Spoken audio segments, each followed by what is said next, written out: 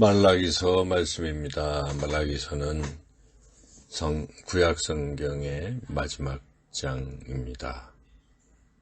이 말라기서의 저자는 선지자 말라기죠. 그리고 기록 연대는 주전 432년경으로 추정됩니다. 그 이유는 말라기서 1장 8절에 유대에 총독이 있었다는 것, 그리고 제사장들의 부패가 기록되어 있고 이방 여인들과 자폰했다는 사실, 그리고 11조와 헌물을 경홀히 여겼다는 점 등이 느헤미야가 예루살렘에 귀국해서 종교개혁을 단행했던 그 주전 432년경의 상황과 일치하기 때문입니다.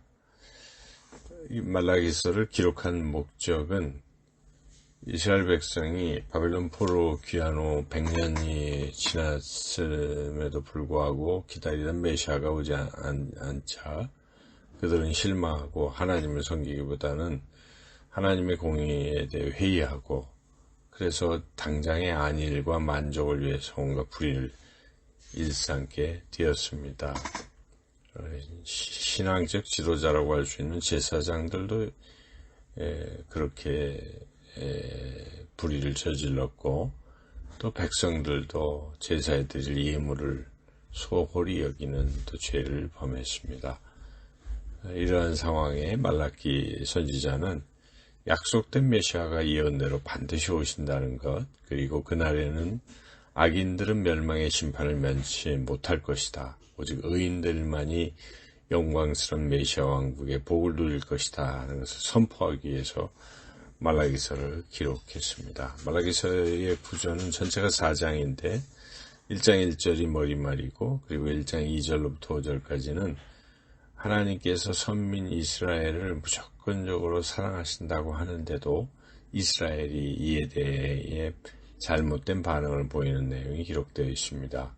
그러자 말라기는 1장 6절부터 4장 3절에 이르기까지 그 선민 이스라엘의 죄악에 대해서 책망하고 경고하는 말씀을 선포합니다. 그래서 1장 6절에서 2장 9절까지는 제사장들의 범죄와 그에 대한 심판, 그리고 2장 10절부터 4장 3절까지는 백성들의 범죄와 그에 대한 심판이 기록되어 있습니다.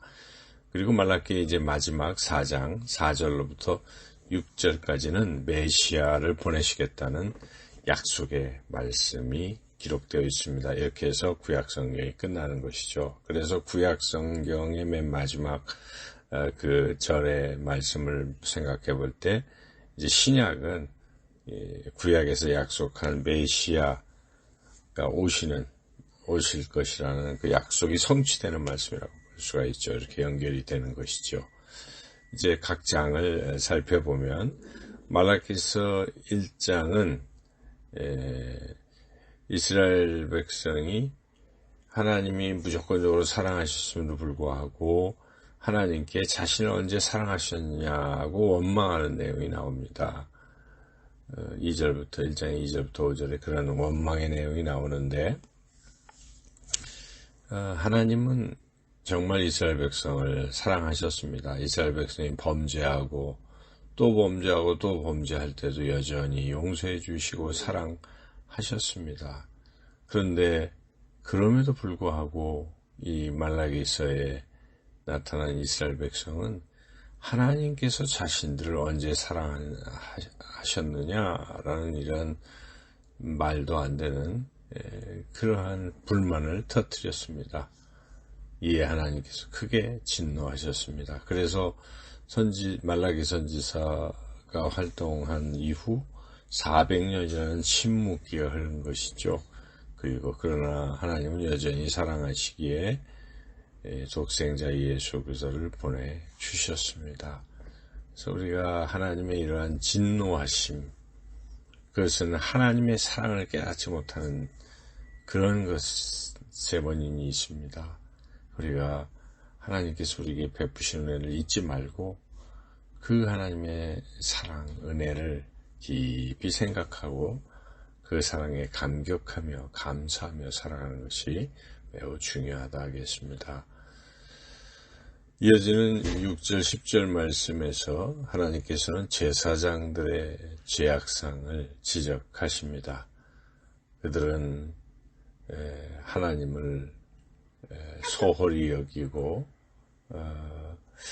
그렇게 하면서도 제사를 또 드리는 행위는 하고 있는 것이죠.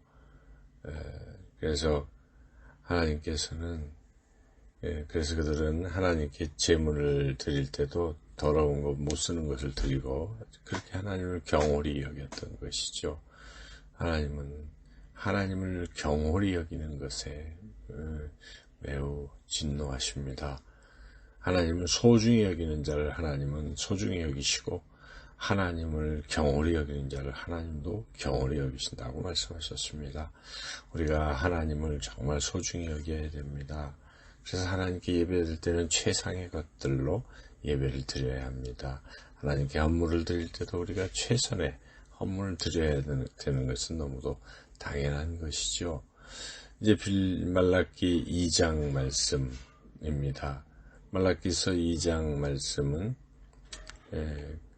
그들이 하나님 그러니까 제사장들의 잘못을 계속 질책하는데 그들이 하나님 말씀을 듣지 아니하고 마음에 두지 아니하고 하나님의 이름을 영화롭게 하지 아니하면 하나님께서 그들을 저주하실 것이다. 이런 경고의 말씀이십니다. 하나님은 우리 모두를 왕같은 제사장이라고 말씀하셨습니다. 우리는 하나님을 경외하고 하나님의 말씀에 순종하며 교회의 다른 지체들에게 본이 되어 가야 할 것입니다. 하나님께서는 이제 제사장의 책망에 이어서 백성들의 죄악도 책망하시는데 그 백성들의 죄악은 그들의 잘못된 결혼 생활에 있죠. 그들은 하나님 앞에서 맞이했던 아내를 버리고 아내와 이혼하고 또 아내를 학대하는 것이죠. 그래서 하나님은 그러한 행위를 진노하십니다. 행위에 대해서. 그런데도 이스라엘은 자신들이 언제 하나님을 괴롭게 했느냐 하고 또 불만을 터뜨리죠. 이런 잘못을 보면서는 안 될 것입니다. 하나님 앞에서 결혼했다면 하나님께서 짝지어 주신 그 가정을 끝까지 지켜야 한다는 말씀입니다. 이제 말라기서 3장 말씀에서는 하나님께서는 악인과 의인을 분명하게 구별하시겠다라고 말씀하십니다. 그래서 그러한 악인에 대해서는 하나님 심판하시고 의인은 구원하시겠다는 말씀이 나옵니다. 특별히 이제 3장 7절에서 12절은 11조와 헌물에 대한 말씀을 하십니다. 그래서 그 악인이라는 것은 하나님의 것을 도둑질하는 사람을 말하는데 하나님께 드릴 11조 봉헌물을 드리지 않는 것을 도둑질이라고 말씀하시는 것이죠. 그런 자를 하나님 저주하실 것이고 그러나 하나님 앞에 온전한 11조를 드린다면 하나님께서 하늘문을 여시고 복을 쌓을 곳이 없도록 부으실 것이라고 또한 약속하십니다. 하나님 반드시 이렇게 악인과 의인을 구별하십니다. 그래서 하나님은 악인을 진멸하시고 의인을 구원하시고 형통케 하실 것입니다. 그러므로 우리는 우리의 삶을 돌이켜보고 우리가 과연 지금 악인의 길에 서 있는지 의인의 길에 서 있는지를 살펴보고 악인의 자리에 앉지 말고 항상 의인의 자리에 앉아야 되겠습니다. 그래서 그렇게 해주신 하나님의 말씀을 즐거워하고 주야로 묵상해서 항상 하나님 안에 거하며 하나님과 동행하는 삶을 살아가야 할 것입니다. 이제 마지막 말라기 4장은 하나님께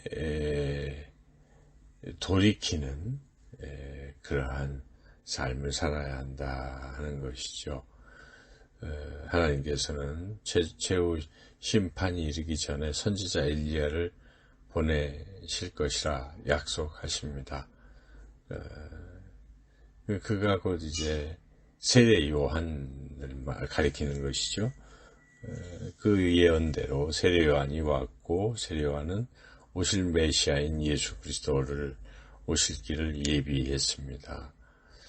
이제 이 마지막 말라기서 4장은 말라기서의 결론이기도 하고 구약 성경 전체의 결론이기도 합니다. 그래서 말라기서의 결론은 하나님께서는 악인은 심판하시고 하나님을 경외하는 의인은 구원할 것이다 하는 것이고, 그래서 하나님께 돌이켜 하나님을 경외하라는 것이 결론인데, 이 하나님께서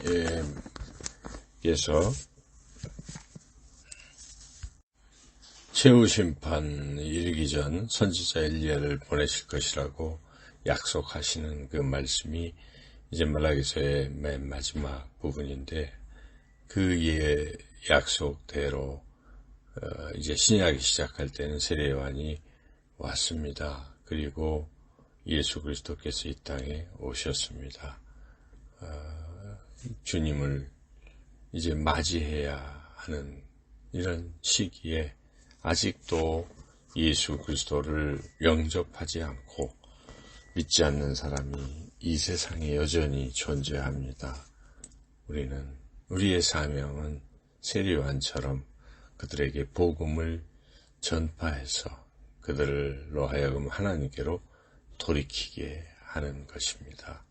우리가 그 일을 또한 잘 감당해야 할 줄로 믿습니다.